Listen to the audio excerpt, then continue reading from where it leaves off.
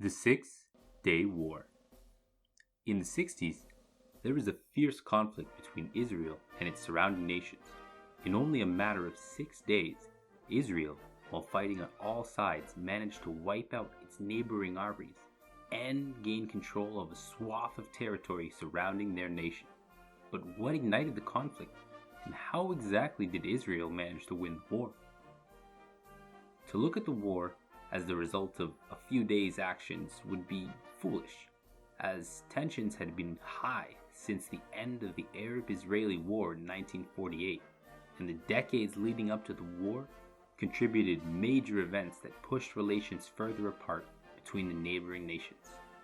The first of those events being the Suez Crisis, in which Israel invaded Egypt alongside the United Kingdom and France in an attempt to regain access to the Suez Canal after Egyptian President Nasser nationalized and closed off the canal to Israeli shipping.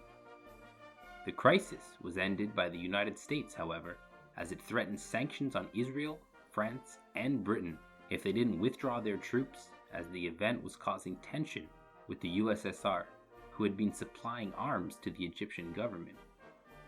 Things were never the same after the Suez Crisis, and tensions began to rise again in the 60s as the surrounding Arab nations did not recognize the sovereignty of Israel and sought to destroy the nation state.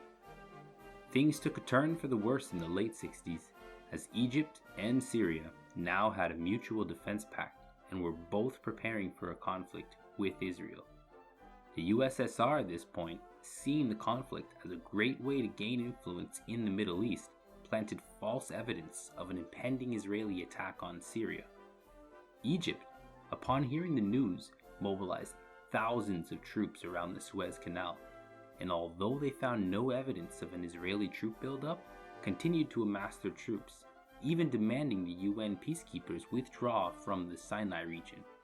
The UN Secretary General, U Thant, agreed to the demands, and troops were withdrawn.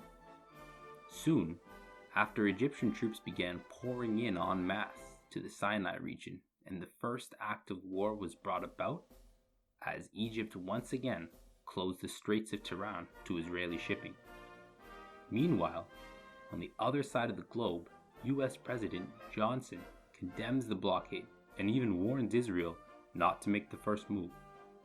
As the days pass, 6 Arab countries have now amassed almost 250,000 troops close to Israel's borders, halting their planned attack to draft up a mutual defense pact between Jordan and Egypt.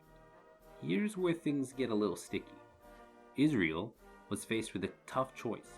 It was clear a conflict was imminent, but the international pressure was for them to sit tight and wait for a diplomatic solution. Finally, after it became clear to the Israeli generals that there would be no peace, they decided a preemptive strike would be their best option.